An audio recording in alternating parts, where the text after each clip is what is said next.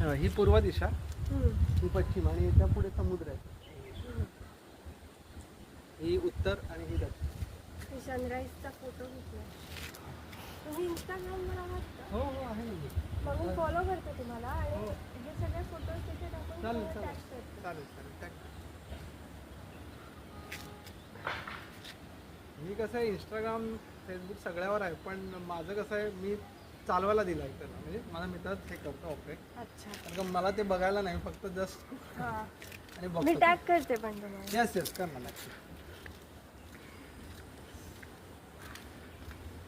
Light गेली आहे त्यामुळे सगळं problem. पण तिकडे बघा. तो गर्दी बिलकुल नाही आहे. पण आता कसं आहे माहिती आहे का, आमचं हे आहे ना पॅकेज आहे, त्यामुळे आम्हाला जरा हां, पण इथे नाही यायचं.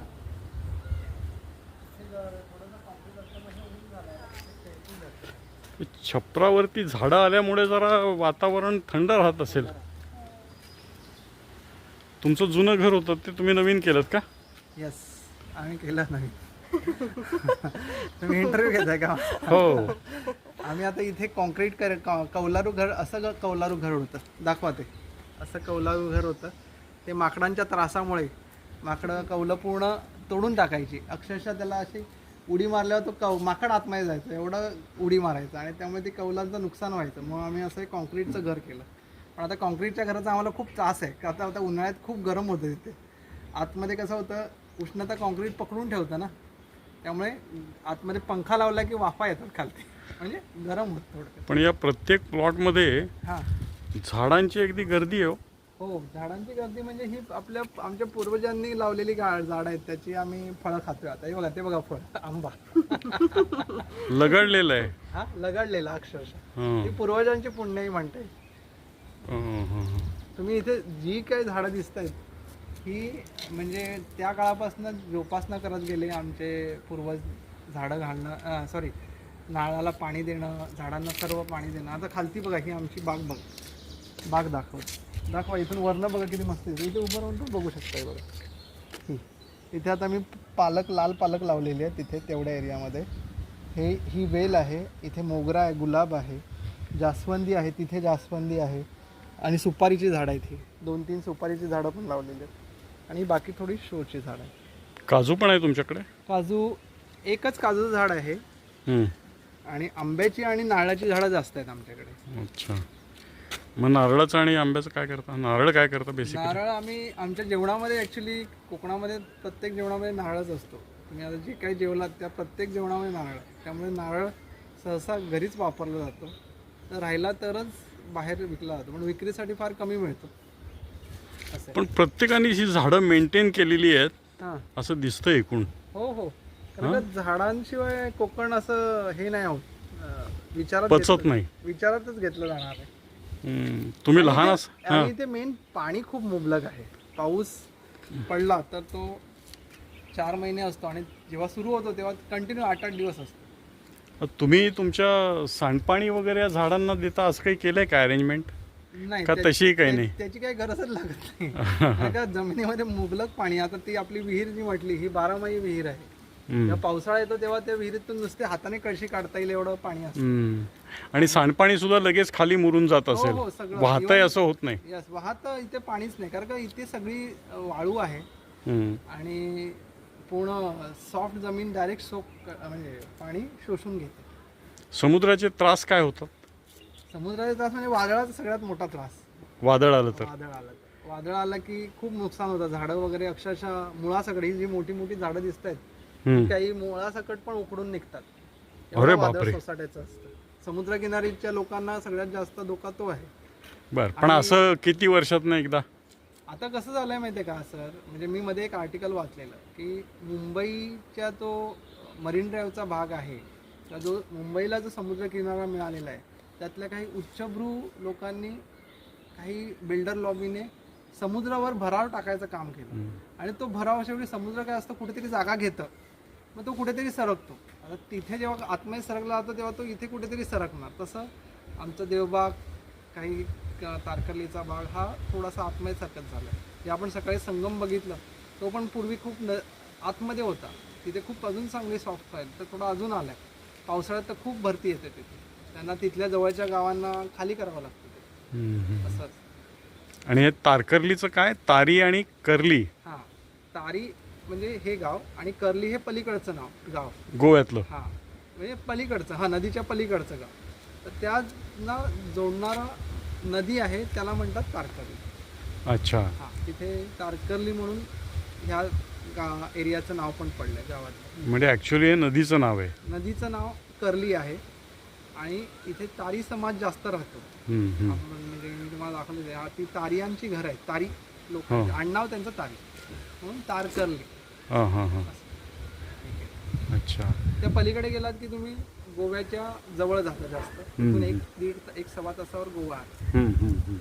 पण तिथून म्हणजे बोटीने जावं लागतं, एका पहिलं दुसऱ्याकडे पहिलं तरी बोटीने जावं लागतं. आपण तुमची विहीर बघूयात की? चला चला.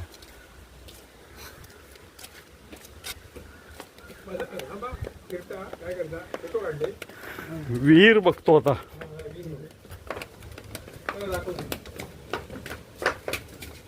इथे केळीची बाग पण केलेली. अरे वा. मला ऍक्च्युली गणपतीच्या दिवसात आम्ही 11 दिवस केळीच्या पानावरच जेवण असतं. बर, ते घरचीच केळीची हो, पानं. ही घरचीच केळी. तो पण भयंकर होती आणि वानर येतात नाही, हां. वाहून टाकतात, वाट लावतात. आणि पावसाळ्यात कोण नसल्यामुळे ही अजून झुपकेदार होणार आणि गणपतीपर्यंत खूप मोठी होणार. केळी काय एकदा आली की काढून टाकतात ना? काय नाही नाही असं नाही नाही, एकदा काढून जोडून टाकायची, मग दुसरं त्याच्या बाजूला तयार होतं.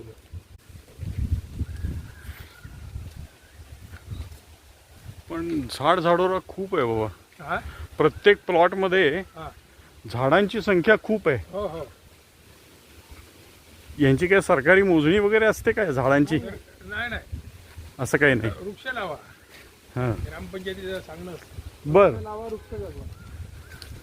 एक तोडला की तेवढाच परत लावायचं. कुठले? हो हो. त्याच्यात टाक.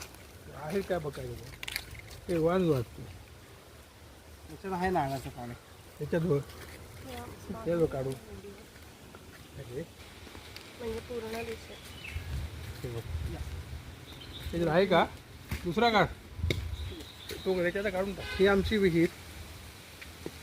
ह्याला इकडच्या डोंगरातला झरा आहे, आमचं देवस्थान आहे गिरोबा म्हणून. त्या देवस्थानामधनं झरे आलेले आहेत आणि इथल्या गावाला विहिरीचं पाणी, झऱ्याचं पाणी मिळतं. हे पिण्यासाठी विदाऊट एनी फिल्टर पिऊ शकता. साधारणपणे एक 12 फुटावर वगैरे पाणी आहे. हो, 12 फुटावर. आणि पावसाळ्यात ही एवढी भरते की आपण डायरेक्टली असं काढू शकतो पाणी. राहटाचा आता काही वापर होत नाही. नाही, आता मोटर आहे, मोटर रूम, पंप रूम, त्यामुळे एवढं काही गरज नाही राहत. असं फार छान तुमचं घर आहे बाबा. पण मुख्य म्हणजे झाडांचा इतका रेलचेल आहे काही झाडांची. नारळाची झाडं आम्ही आता नवीनच लावलेली आहेत. या बघा, दाखवतो तुम्हाला. ही जी आता नवीन लागवड केलेली आहे ना, ही काही वर्षात धरायला लागेल. हां. ही बघा, हो. ही छोटी छोटी. आता पाणी देणं गरजेचं आहे. पावसाळ्यात तेवढं गरजच नसते पाणी द्यायची. हां.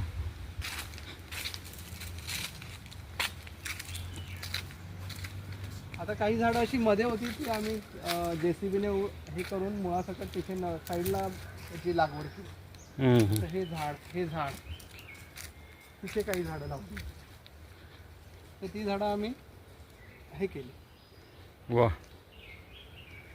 पण एवढी जागा तुमच्याकडे आहे, इथं ही सगळी झाडं काढून घरं बांधली तर मोप पैसा मिळेल हो.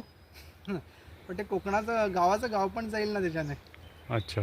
मग ते आपलं मुंबईसारखं झालं ना, बिल्डर लॉबी. बाबा माझ्याकडे आहे 20 गुंठे, तर मग इथेच बिल्डिंग बांधूया, असं होऊन जाणार ते. पण असं आहे का गावात काही अशी हे सुरू झाली आहे का पद्धत? आता मालवण कुडाळ साईडला हे चालू झालं आहे. आता शहरीकरण म्हणता येईल त्याला. पूर्वी तिथे गाव पण होतं, पण आता कुडाळमध्ये वगैरे खूप MTDC वगैरे झालेलं आहे, औद्योगिक वसाहत निर्माण झालेली आहे. त्यामुळे तिथे आता बाहेरची लोकं आली आहेत, म्हणजे अदर दॅन मराठी, आणि त्यांना बिल्डिंग लॉबी, तिथे आता बिल्डर्स लॉबी पण आता तिथे डोकं वर काढते. मालवणमध्ये पण आता थोड्याफार प्रमाणात चालू आहे. कसं असतं की आमच्या इथलं एक खासियत अशी आहे की इथले रस्ते खूप छोटे आहेत, त्यामुळे डेव्हलपमेंट एवढ्या लवकर होणार नाही. जेव्हा जिथे रस्ते मोठे होतात तेव्हा मग तिथे बिल्डिंगी तयार होतात, बिल्डर लॉबी एंट्री करते. आता रस्ते छोटे असल्यामुळे गावाला गाव पण आहे. मे बी आम्ही होप्स करतो की तसेच राहतील छोटे रस्ते, जेणेकरून आम्हाला आमचं गाव उपभोगता येईल, म्हणता येईल, अनुभवता येईल, उपभोगता येईल, गावाचा चेहरा मोहरा तसाच राहील. तसाच राहील. आता तुम्ही बघितलं असेल देवबागकडे जाताना अजून छोटे छोटे रस्ते होत गेले. हो हो हो, ते खूप चांगलं आहे आमच्या दृष्टीने. छान आहे. ही वृक्षराजी अशीच टिकून राहो असं सदिच्छा व्यक्त करतो. Yes, thank you. आणि तुमच्याबरोबर इतरांनाही तशीच सद्बुद्धी होवो आणि वृक्षराजी सांभाळो बिल्डिंगा बांधण्यापेक्षा, अशी आपण प्रार्थना करू. येस, तुमचं घर फारच छान आहे. थँक्यू. हे स्वप्नील जावकर होते, आमचे योग शिक्षक. त्यांच्या घरी तारकर्ली येथे आम्ही आलेलो आहोत आणि त्यांनी त्यांच्या घराची आम्हाला माहिती दिलेली आहे. प्रत्येकच घरामध्ये झाडांचा अगदी रेलचेल झालेली आहे. जावकरांचे वडील तेही इथेच असतात आणि सगळ्या घराची वगैरे व्यवस्था ते बघतात. रिटायर असल्यामुळे इथेच असतात. रिटायर असल्यामुळे इथेच असतात. पूर्वी नोकरीनिमित्त अर्थातच मुंबईला होते. छान घर आहे तुमचं.